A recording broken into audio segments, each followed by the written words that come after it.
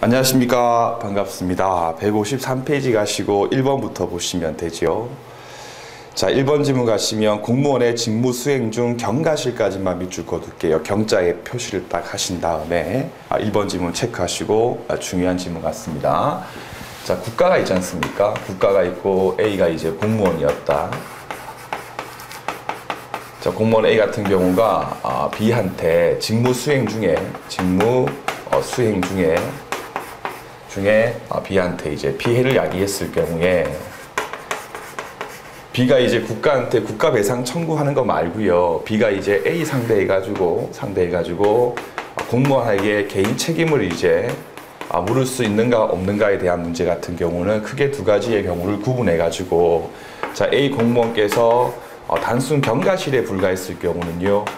공무원의 사기 진작 등을 고려해가지고 B는 국가한테 국가 배상만 청구할 수 있을 뿐인 것이지 A한테 개인 책임을 물을 수 없다는 게 판례의 입장인 것이고요. A 공무원한테 고의나 또는 중대한 과실이 인정되는 경우죠. 중과실이 인정되는 경우에는 그런 경우는 B가 A 상대해가지고 개인 책임을 물을 수 있다는 게 판례의 입장이었습니다. 꼭 두 개를 구분하신 다음에 자, 이 사안 같은 경우는요. A 공무원께서 이제 단순 경과실에 불과한 경우였습니다. 그렇다면 이제 B가 A한테 개인 책임을 물을 수가 없는 경우 아니겠습니까? 근데 문제는 뭐냐면 이 A 같은 경우가 뭐 승진 등의 문제 등이 있어가지고 A가 B에게 손해배상금을 지급해버린 거예요. 이렇게 손해배상금을 이미 지급을 했을 경우에 이제 일로 오시죠. 어떻게 할 것이냐의 문제인데 자, A 같은 경우가 피해자 B 상대해가지고 민법 제 741조에 근거해서 원래 나는 이제 경과실에 불과하니까 너에게 배상금을 지급할 의무가 없는데 지급했기 때문에 돌려줘라고 반환 청구할 수 있겠습니까? 없겠습니까? 그렇죠. 이른바 국가가 B한테 줄 채무에 대해서 A가 그것을 알고 있으면서 대신 변제했기 때문에 제3자의 변제이거나 또는 그렇죠. 도의관념에 적합한 변제이기 때문에 결국 A는 피해자 B 상대해가지고는요. 741조에 근거해가지고 부당이득 반환을 청구할 수가 없는 겁니다. 그럼 이제 A는 누구한테 한다? 그렇죠. 국가 상대해가지고 야 원래 국가 당신이 B한테 지급해야 될 손해배상금을 내가 지급했기 때문에 네 채무를 내가 대신 갚았으니까 구상금 지급해달라고 행사할 수 있다까지 잡으시면 되겠습니다. 해서 A 같은 경우가 중과실이었다면 자기 채무에 대해서 변제한 것이니까 이러한 문제가 나올 수가 없는 것이고 경과실을 꼭 유의해가지고 연습을 하시면 되겠네요. 그럼 지문 제일 끝에 가시면 공무원 같은 경우는 국가 상대해가지고 구상권 취득한다기 때문에 1번 지문은 틀린 지문 처리를 해두시면 되겠습니다. 자, 2번 지문 같은 경우는 이 민사집행법상 내용을 모르면 풀 수가 없는 판례인데요. 올해 여러분들 2015년도 법무사 시험 문제에서 출제가 됐으니까 나올 수가 있지 않습니까? 그래서 PT 잠깐 볼게요. 조금 복잡한 사안인데 잠깐 이제 칠판을 보시면서 한번 정리를 해보겠습니다. PT를 보시면요. 좀 길어요. 자, A 회사가 있고 A 회사에서 일하시던 갑 같은 경우가 출근 중에 이제 교통사고를 입었거든요. 1번 확인하시고 그래가지고 복지공단에서 갑 계좌에 대고 이해되시죠? 장애보험금 2천만 원을 일시금으로써 갑 계좌에 입금을 해버린 겁니다. 이까지 이해되시죠? 입금을 했다. 근데 2번 가시면요. 그러면 갑 같은 경우가 이제 우리은행에 대고 예금 채권이 있지 않습니까? 그러니까 이제 갑한테 돈을 대여했던 채권자 을 같은 경우가 갑의 채권에 대해서 압류 따위를 해가지고 을이 이제 우리은행한테 추신금 청구를 한 거예요. 그러니까 집행을 한 거예요. 그래서 우리은행 같은 경우가 이제 을한테 2천 중에서 1,000 정도를 이제 을한테 지급을 했던 겁니다. 그런데 다시 보시면 민사집행법 조 제1항에 보시면 다음 각호의 채권의 경우에는 처음부터 압류를 하지 못하고요. 암기하실 필요 없고 이해만 하시면 됩니다. 압류했을 경우는 처음부터 압류의 효력이 무효가 돼버리는데 거기 제7호에 보시게 되면 생명, 상해, 질병, 사고 등 해가지고 사고에 포함되겠죠. 해서 보장성 보험의 보험금 채권 같은 경우에는요. 처음부터 압류를 할 수가 없습니다. 그러면 방금 봤던 그림 다시 보시면 자, 요 그림에서요, 갑 같은 경우가 복지공단에 대고 가지고 있었던 보험금 채권의 경우에는 방금 봤던 제7호에 포함돼 버리기 때문에 을이 처음부터 압류 금지 채권이니까 압류를 할 수가 없어요. 그런데 복지공단에서 갑 계좌에 돈을 입금시킨 순간부터는요, 그 예금 채권의 경우는 압류가 가능하게 바뀌어 버리는 거예요. 그래서 일단은 을 같은 경우가 예금 채권에 대고 압류를 한 것에 불과하지 복지공단에 대한 보험금 채권에 대고 압류한 것이 아니기 때문에 일단 이 압류 따위는 유효함으로 추식명령의 효력이 인정되므로 은행이 을한테 돈 지급한 거는 큰 문제가 없어요. 그런데 다시 보시면 제2항에 보시면 법원 같은 경우는 제1항의 1호부터 7호까지에 나와 있었던 종류의 금원이 금융기관에 있었던 채무자합 계좌에 이체가 되는 경우에는 일단 압류가 유효하긴 한데 되는 경우에는 일단은 압류가 유효하기는 한데 다만 채무자 갑이 신청을 하게 되면 이해되시죠? 그 압류 명령에 대해서 취소를 할 수 있는 그러한 조항을 두고 있거든요. 회사 같은 경우가 이 이항에 근거해가지고 취소를 신청했고 법원 같은 경우가 압류 취소를 확정시킨 거예요. 그러니까 갑이 뭐 했다? 야 임마 네가 했던 압류 같은 경우는 내가 취소를 했기 때문에 우리은행이 지급했던 1,400돈에 대해서 돌려줘라고 하면서 을이 갑한테 갑이 을한테 부당이득 반환을 청구할 수 있는가 없는가에 대한 문제가 이 판례 핵심입니다. 이해되죠? 다시 보시면 1번 보세요. 자, 강제집행이라고 하는 것이 취소가 된다 하더라도 이미 완결된 집행행위는요 계속 유효한 거다. 지금 무슨 말인가 하면 압류에 대해서 취소를 했다 하더라도 소급표가 없어요. 즉 집행에 대해서 취소했다 하더라도 장래회에 불과한 것이지 소급표는 인정되지 않거든요. 따라서 취소를 하기 이전 단계에서 이미 을 같은 경우가 은행으로부터 적법하게 추심했으면요, 그렇죠, 이미 하고 난 다음에 취소를 한 것에 불과하기 때문에 을한테 뭐가 있다? 법률상 원인이 인정이 돼버리는 겁니다. 원인이 있다. 그럼 원인이 있으니까 갑이서 해가지고 청구권 행사할 수 없다까지 하면 됐다. 해서 결국 이미 을 같은 경우가 집행을 완료하고 난 다음에 갑이 이제 압류에 대해서 신청을 해가지고 취소가 되었다 하더라도 소급표는 없는 것이기 때문에 갑이 을 상대해가지고 반환 청구할 수 없다까지 이해를 하시면 됩니다. 이렇게 하고 이제 2번 지문 읽으면 이해되실 겁니다. 2번 지문 보시면 자, 압류할 수 없는 채권이 금융기관에 있었던 갑 계좌에 이체가 돼가지고 그에 대한 압류 명령이 나중에 신청에 의해서 취소가 되었다 하더라도 이제 밑줄 장래에 대해서만 효력이 있다. 쭉 빼가지고 취소했다더라도 소급표 X. 따라서 이미 완결된 집행위 같은 경우는 아무런 관계가 없는 것이기 때문에 채권자 을 같은 경우가 이미 취했던 금전 같은 경우는 법률상 원인이 인정돼 버리므로 채무자 갑에게 부당이득 반환 의무를 지지 않으니까 2번 지문은 옳은 지문 처리를 하시면 되겠습니다. 그래서 나왔던 지문이니까 조금 결론만 좀 기억하시되 이렇게 한번 보고 보시면 쉽게 이해를 또 하실 수가 있으실 겁니다. 자, 3번 지문 가겠습니다. 한 줄 밑에 보시면 끝에 아직 배당금에 대해서 지급이 되지 않은 경우다. 많이 했던 거죠. 자, 배당금에 대해서 이미 지급이 됐을 경우는 민법제 741조에 근거해가지고 반환 청구하는 대상이 뭐다? 이미 지급했으니까 금전 자체에 대해서 반환 청구를 하는 거다. 그럼 금전 자체에 대해서 반환 청구를 하는 경우는 민법제 450조가 적용되지 않겠죠. 근데 지금 지문처럼 아직 배당금에 대해서 지급이 안 됐을 경우는요, 그렇죠, 배당금 출급 청구권이라고 하는 채권에 대해서 반환이 이루어지는 거다. 그럼 결국 채권에 대해서 채권 양도가 이루어지는 것이기 때문에 민법제 450조 이하에 있는 통지 등이 필요하다까지 떠올려 주시면 되겠습니다. 그래서 아직 배당금에 대해서 지급이 되지 않았을 경우는 배당금 자체가 아니고 지급 청권이라고 하는 채권 양도 방식을 통해서 부당이득 반환이 이루어지기 때문에 3번 지문도 옳은 지문이다 해서 채권 양도하라는 취지로서 될 겁니다. 그 다음 페이지 4번 지문 가시면요.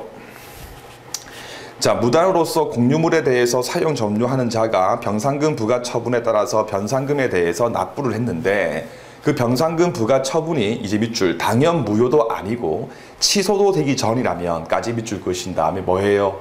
그렇죠. 취소되기 전까지는요, 유효한 거 아니겠습니까? 그 유효하면요, 상대방한테 법률상 원인이 인정돼 버리기 때문에 741조에 근거해가지고 반환 청구할 수 없는 경우니까 4번 지문 맞는 지문이다 해서 이 4번 지문 같은 경우는요, 소멸시효 기산점에서 공부를 했던 거죠.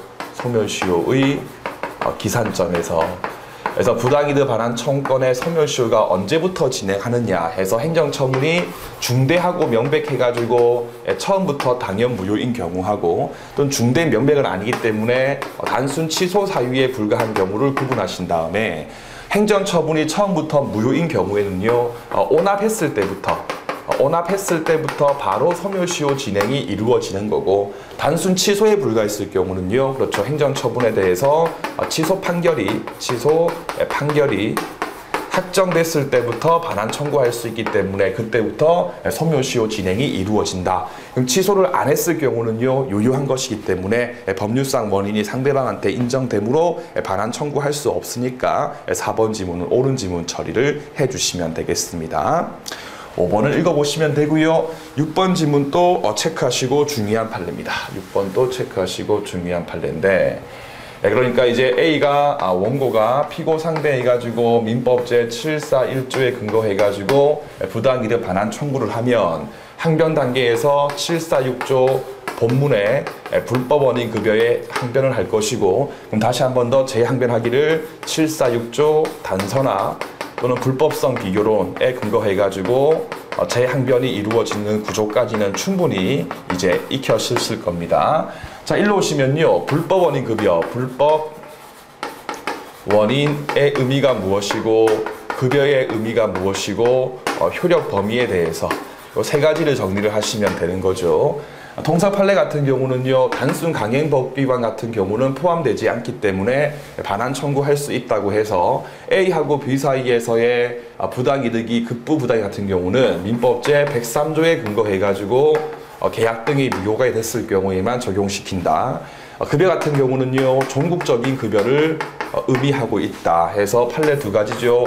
도박 채무를 담보하기 위해서 채권자 명의로 근저당권 설정 계약을 했을 경우에는 아직까지 담보권 실행을 위한 차원에서 국가의 도움이 필요하기 때문에 종국적인 급여가 이루어진 것이 아니므로 소유권에 기한 물청을 행사해가지고 말송할 수 있는 거고, 채권자 명의로서 이전 등기 형식을 빌려가지고 도박 채무를 담보하기 위해서 양도 담보가 됐을 경우에는 판례에 의했을 때 종국적인 급여가 이루어진 것이기 때문에 더 이상 소물청 행사할 수가 없단다 까지죠.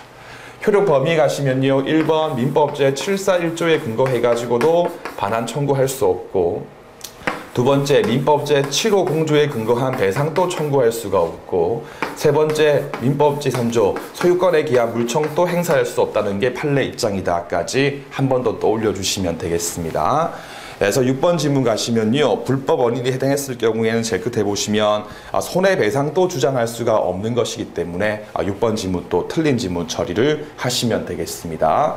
자, 7번 지문 또 중요한 판례입니다. 체크를 하신 다음에 일로 올까요? 이거 지울게. 자, A가 본인이에요. A가 본인이고 B가 사무관리자입니다. 사무관리자.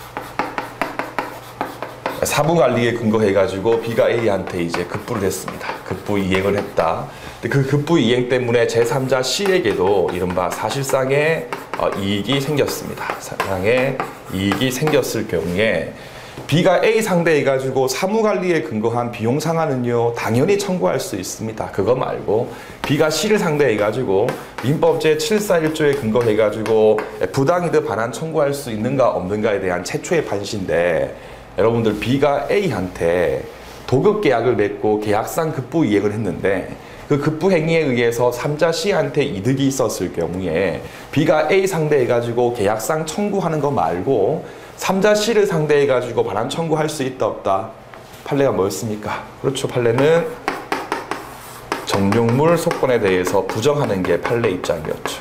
속건의 경우에 부정하고 있는 게 판례 입장이다 라고 하여 계약상 급부인 경우하고 사무관리에 의한 급부의 경우를 달리 볼 필요 없다는 게 판례 입장. 따라서 계약상 급부뿐만 아니라 사무관리에 의해서 급부했을 경우에도 사무관리에 근거한 비용 상한을 A한테 청구할 문제인 것이지 3자 C한테 반환 청구할 수 없다까지 정말 중요한 판례니까 꼭 기억해서 문제를 풀어주시면 됩니다.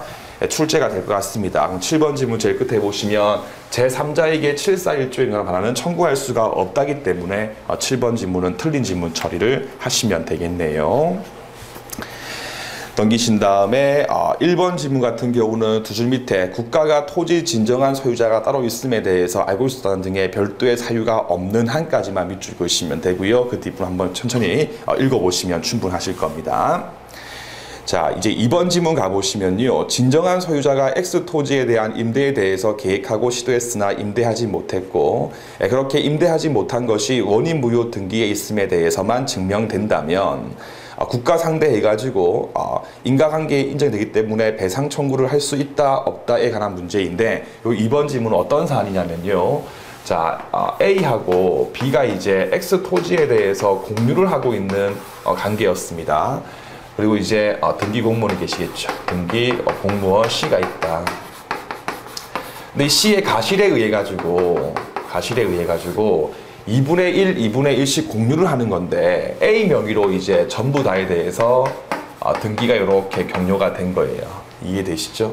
그러니까 B 같은 경우는 X 토지에 대해서 임대하려고 그러니까 등기부에 자기 이름이 전혀 없으니까 임대를 못 했겠죠. 그래서 국가 상대해가지고 임대하지 못함에 근거해가지고 공무원 C한테 가실이 있으니까 민법 제7호 공조에 근거해가지고 배상 청구할 수 있는가 없는가에 대한 문제인데, 자, 인과관계가 인정됐을 때에는 배상 청구를 할 수가 있겠죠. 근데 이 사안 같은 경우는 A하고 B 사이에 사이가 되게 안 좋은 사안이었거든요. 그러면 B의 지분이 실제 지분이 2분의 1에 불과하다면 B가 단독으로 X 토지를 제3자한테 유효하게 임대할 수 있습니까? 없습니까? 공유 토지에 대해서 임대를 하는 것은 관리 행위에 포함되기 때문에 가반수가 필요합니다. B 같은 경우가 2분의 1에 불과하면요, 가반수가 아니고 일반 반수에 불과한 것이기 때문에 B가 단독으로 임대를 할 수가 없는 거죠. 따라서 이 사실만 가지고는 B가 국가한테 배상 청구할 수가 없는 거고, 더 나아가서 A가 임대 행위에 대해서 승낙까지 다 했는데도 불구하고, 이해되시죠? 공무원의 가실에 의해서 원인 무효 등기가 있었기 때문에 못했다라고 하는 부분까지도 주장 증명됐을 경우에만 배상 청구할 수 있다까지 잡아두시면 되겠습니다. 그 2번 질문 같은 경우는 인과관계에 대해서 인정됐을 때에는 배상 청구할 수가 있는 것이기 때문에 2번 질문은 옳은 질문 처리를 해주시면 되겠습니다. 3번 질문 가시면 민법상의 경우는 고의하고 가실 같은 경우를 구분짓지 않는 게 원칙이었죠, 여러분들. 따라서 가실에 의한 것도 방조 가능하니까 3번 질문 또 옳은 질문이다. 4번 질문 또 중요한 질문인데, 4번 질문은 민소법 공부를 다 하셨으니까 또 오히려 쉽게 이해할 수 있죠. 이른바 손해 3분설이었죠. 손해 3분설 해서 3분설 해가지고 크게 재산상 손해,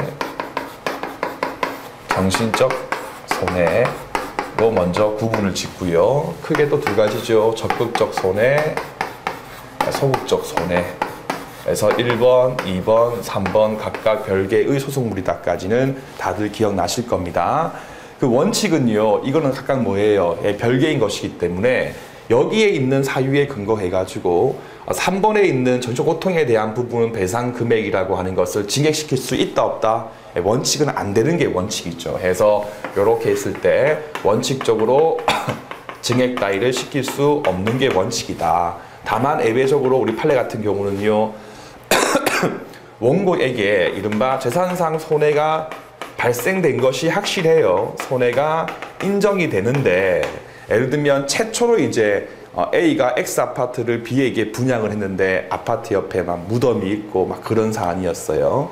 그래서 그 아파트가 단 한 번도 지금 현재 거래가 된 바가 없어가지고 통상 시가에 대해서 얼마인지 확정을 지을 수가 없는 것 같이 분명히 원고에게 손해가 있긴 한데 그 손해액이 얼마인가에 대해서 확정을 지을 수가 없는 거야. 확정을 지을 수가 없는 경우에는 이때는요, 예외적으로 전적고통에 대한 부분에 대한 증액 사유로 삼을 수 있다는 게 판례 입장이었습니다. 이건 뭐예요? 이러한 예외에 불과한 것이기 때문에 이러한 제시가 없으면 원칙에 의해서 처리를 하는 거였습니다. 근데 4번 지문을 보시면요. 손해 확정이 가능한 경우다. 가능에 밑줄 그으신 다음에 가능하면요. 이렇게 함부로 증액해가지고 전부하는 것은 허용될 수가 없는 것이기 때문에 4번 지문 또 틀린 지문 처리를 하시면 되겠습니다. 5번 한번 결론만 보고 가시면 되고요. 6번도 보시면 제일 끝에 그 다음 페이지 비율적인 관계라고 하는 것은 인정할 수 없다까지 결론만 알고 넘어가시면 충분하시겠습니다. 자, 이제 7번 지문 보시면요. 7번 지문은 조금 중요한 의미가 있으니까 체크하시되 샤프로 민법 제213조와 구별이라고 메모하신 다음에 213조의 근거에서 원고가 피고에게 소유권에 의해서 반환 청구를 하려면 청구 원인 1번이 뭐였다? A 소유권자인 사실이 필요하고 2번이 피고 B가 그 목적물에 대해서 점유 중인 사실이 필요하다. 그러면 A가 B 상대해가지고 민법 제7호 공조에 근거해가지고 배상 청구를 하는 경우에도 반드시 피고 B가 점유하고 있는 사실이 필요하겠습니까? 한번 떠올려 보세요. 고의가실, 책임 능력, 위법성, 인과관계, 손해액의 발생 및 손해액의 증명 없지 않습니까? 따라서 점유하고 있지 아니한 방식에 근거해가지고도 A의 소유권을 침해할 수 있고 침해했을 경우는요. A가 B 상대해가지고 7호 공조에 근거한 배상은 청구할 수가 있는 겁니다. 그럼 지문 제일 끝에 보시면요. 어떤 시점 이후부터 을에 대한 건물에 대한 점유가 상실되었다 하더라도 계속 갑한테 손해에 대해서 야기를 하고 있는 경우는요. 갑이 을 상대해가지고 7호 공조에 근거해가지고 배상 청구할 수가 있는 것이기 때문에 7번 지문은 틀린 지문 처리를 해주시면 되겠습니다. 해서 그 판결 요지 부분 가시면 제일 끝에서 두 번째 한 줄 위에 보시면 자, 원고 갑에게 손해의 유무는 밑줄 상대방 을이 당의 물건에 대해서 점유하고 있는지 여부에 의해서 좌우된다 하면 틀린 지문이고 좌우되지 아니하면이죠. 따라서 점유를 하고 있지 않다 하더라도 갑한테 손해에 대해서 야기를 하고 있었을 경우에는 7호 공조에 근거해가지고 배상 청구를 할 수가 있는 것이기 때문에 7번 지문 또 틀린 지문 처리를 해주시면 되겠습니다. 자, 8번 지문 가볼까요? 자, A가 B를 상대해가지고 민법 제7호 공조에 근거해서 배상을 청구했을 경우에 항상 P고 B가 이제 하는 항변 세트 4가지는 항상 이제 세트로 묶어서 정리를 하시면 되죠. 첫 번째가 뭐였습니까? 책임 능력이 없다 해서 책임 능력이 없다는 항변. 그러면 A 같은 경우는 755조에 근거해가지고 B의 친권자 등에게 이제 배상 청구를 하게 될 겁니다. 두 번째 B 같은 경우는요, 그렇죠. 위법성 조각사유죠. 위법성 조각사유가 있다 해서 동의한 건이나 유치권 등을 떠올려 주시면 되죠. 세 번째가요, 민법 제766조에 근거해가지고 소멸시효 완성의 항변을 할 것이고, 네 번째가 이른바 가실상계죠.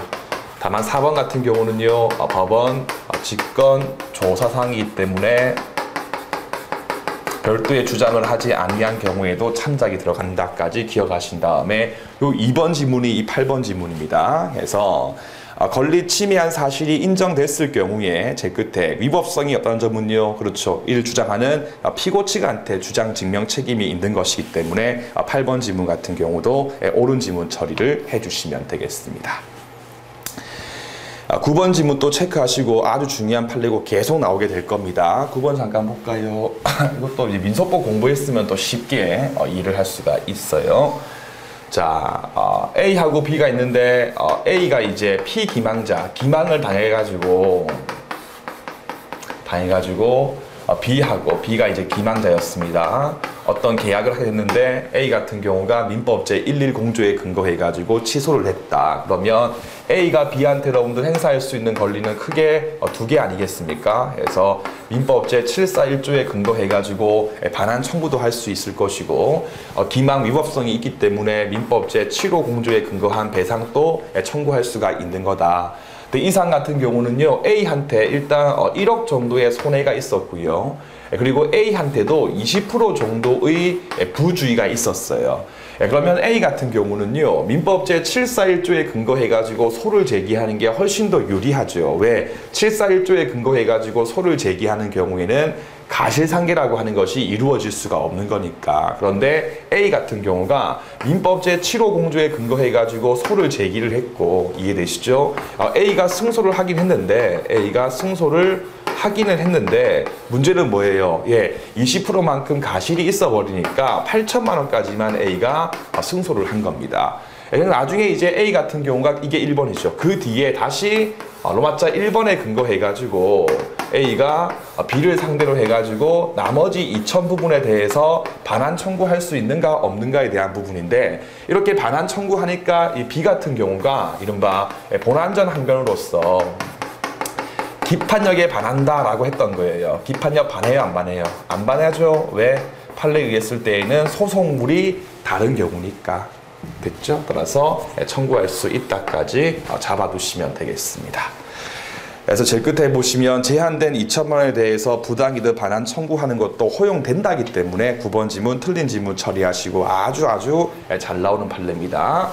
자, 10번 지문 또 가보겠습니다. 넘기신 다음에 자, 채무자의 고의 가실 등등등에 의해서 선임해가 서서히 없을 경우에 제일 끝에 보시면 채권자가 지출했던 변호사 보수 전액이 미줄 것이고 곧바로 손해라고 할 수는 없다, 맞는 지문인데, 이 10번 지문 같은 경우는 어떻게 문제를 푸냐면, 자, 원고가 소를 제기한 게 부당 제소에 해당하는 경우하고요, 해당하지 않는 경우를 구분하신 다음에, 부당 제소에 해당하지 않는 경우는요, 별도의 사유가 없었을 경우는 변호사 보수 비용 같은 경우는 민법 제7호 공조에 근거해서 손해배상을 바로 청구할 수 있는 금액에 포함되지 않습니다. 이해되시죠?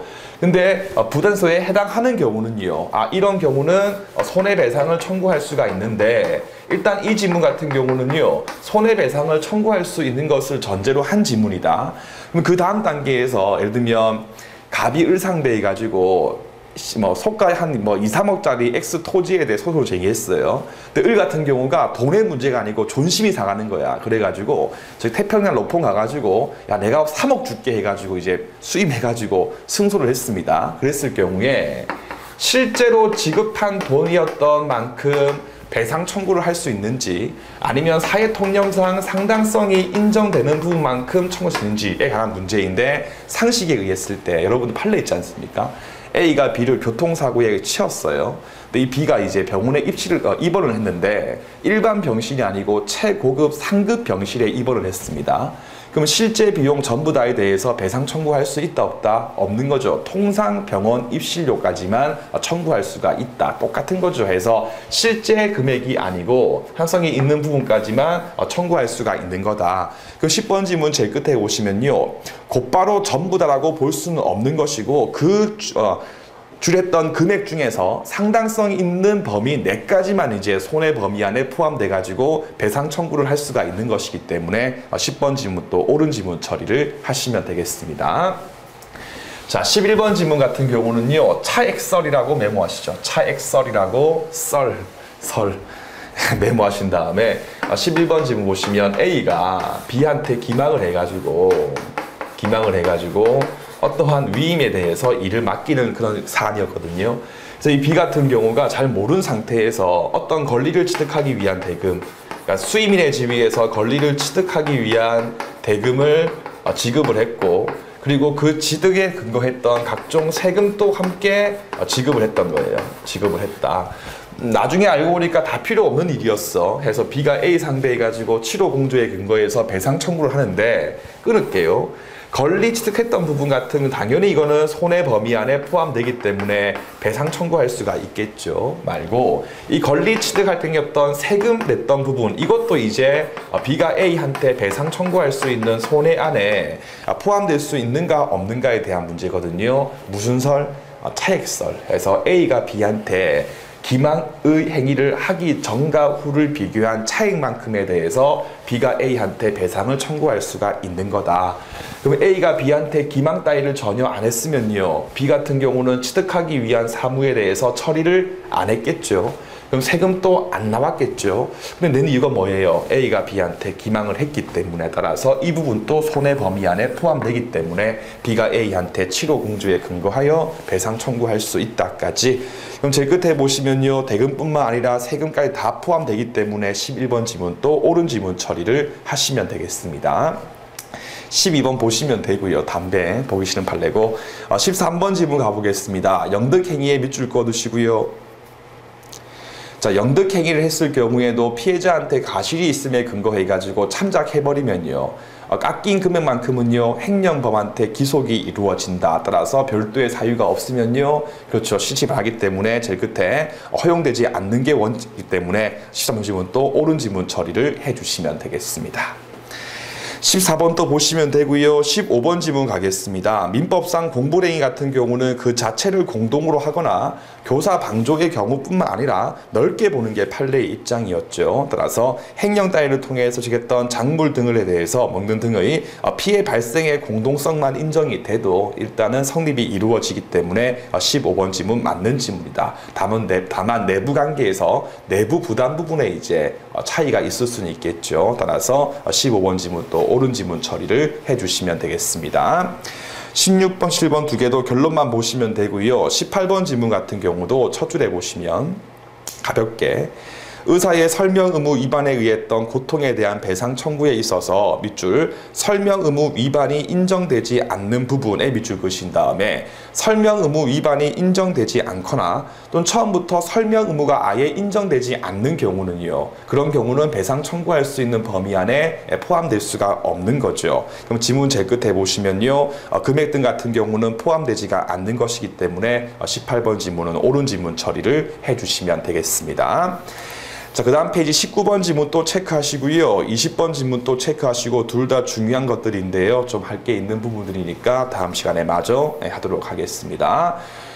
여러분, 마판 가서 여러분들 공부할 때 가장 중요한 게 뭐냐면요, 지금까지 했던 거를 계속 끝까지 반복하는 게 제일 중요한 겁니다. 따라서 지금까지 계속 기본서 봤던 분들께서 이제 와가지고 딴 거 보지도 마시고, 딴 거 봤던 분들께 또 이제 와서 또 책도 보지 마시고 계속 반복해가지고 앞으로 민법 딱 4번만 더 이상 보고 가시게 되면 다 시험 붙을 수가 있으니까 끝까지 스스로를 믿고 열심히 반복을 하시면 되겠습니다. 다음 시간에 뵙겠습니다. 여러분들 고맙습니다.